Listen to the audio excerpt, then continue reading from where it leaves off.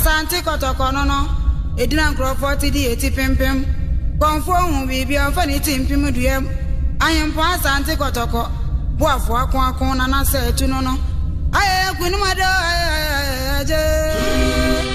aye kugu aferi anasa wa be kunim benwo. The Ashanti Kingdom has stood for generations as one of the most powerful and organized traditional states in West Africa. Founded in the late 16th, the kingdom grew from a confederation of smaller Akan states into a centralized empire under the leadership of King Osei Tutu and his chief priest Otumfuo Osei. Together, they created the legendary Golden Stool, a sacred symbol believed to hold the soul of the Ashanti people. During the 18th and 19th centuries, the Ashanti Kingdom became a dominant regional power, known for its skilled warriors, sophisticated governance, and extensive trade networks. Gold, kola nut, and later slaves were major drivers of its wealth, and Kumasi, the capital, became a vibrant commercial and political hub. The British waged several wars against the Ashantis, seeking to control the region's gold resources and trade routes. Despite resistance, the kingdom was eventually annexed by the British Empire in 1901. However, unlike many other African states, the Ashanti Kingdom retained much of its traditional structure, culture, and authority.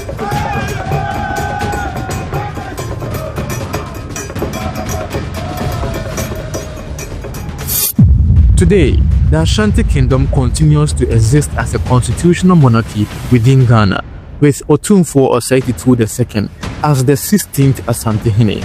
Though no longer a military empire, the kingdom still commands respect and wields cultural, social, and economic influence across Ghana and beyond. The Ashanti Kingdom's wealth is deeply rooted in its history and natural resources.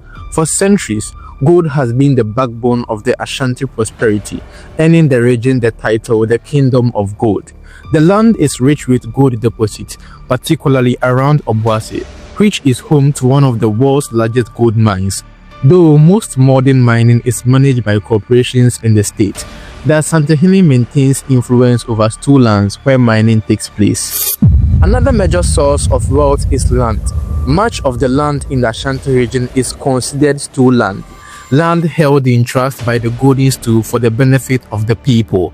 These lands are leased for residential, commercial, and industrial use, generating consistent revenue for the kingdom through fees, rent, and royalties. The kingdom also possesses significant real estate holdings in Kumasi and other parts of Ghana. These include palaces, ceremonial grounds, commercial properties, and residential development. In addition, the regalia of the kingdom, including the Golden Stool, gold ornament, and other cultural artifacts, hold immense historical and material value, even though they are priceless symbols rather than assets meant for sale. Otumfuo Osei Tutu II is also known to have business interests in sectors such as mining equipment supply, real estate, and philanthropy through the Otumfuo Foundation, which manages large-scale educational and health initiatives.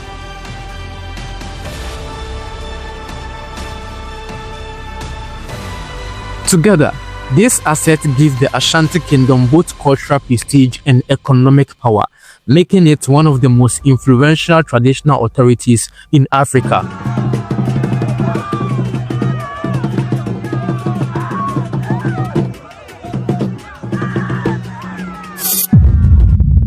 Estimating the net worth of Otumfuo Osei Tutu II is complex, as much of the kingdom's wealth is held in trust for the people rather than personally owned. However, several media outlets and analysts have tried to put a number to it. Other reports, such as Forbes 2014 ranking, estimated Asantehene's net worth at around $10 million, citing his property holdings, business ventures, and ceremonial regalia. More recent estimates from Ghanaian and African media place his net worth anywhere between $30 million and $100 million. These estimates include revenue from stool land leases, royalties, real estate, and private investment. Compared to other African monarchs, Otumfuo is wealthy but not at the top of the list. King Mohammed VI of Morocco, for instance, is worth several $billions thanks to his stake in banking, mining, and other sectors. Nigerian monarchs such as Oba Obataru Akinrutam, Olugbo of Ugbo, and Sultan Saidu Abubakar III of Sokoto are often cited with net worth ranging between $50 million and over $300 million. Despite these comparisons, Otumfuo's true wealth cannot be fully measured by money alone. His influence stretches beyond finance. He holds immense cultural and spiritual authority, commands the loyalty of millions, and plays a key role in Ghana's traditional and national affairs. This unique blend of cultural power and economic resources makes him one of Africa's most respected monarchs. Today, the Ashanti Kingdom's wealth serves not to only preserve tradition, but to also drive development through the Otumfuo Osei Tutu II Foundation. Significant funds are directed towards education, healthcare, and community infrastructure projects, scholarship for students, hospital upgrades, and sanitation initiatives all benefit from the kingdom's resources. The Asantehene also plays a key role as a mediator in national politics and as a symbol of unity for the Ashanti people. His palace in Kumasi is a center of diplomacy, drawing politicians, business leaders, and international dignitaries. Britain's Prince Charles and his wife Camilla have met Ghana's Ashanti King, Osei Tutu II, in his palace Kumasi, the country's second largest city. The royal couple took part in a spectacular traditional derby to celebrate the cultural ties with the Commonwealth. Looking ahead, the future of Ashanti wealth may depend on how effectively stool lands and natural resources are managed. Transparent land administration, investment in sustainable mining, and expansion into modern sectors like technology and tourism could further increase the kingdom's economic influence.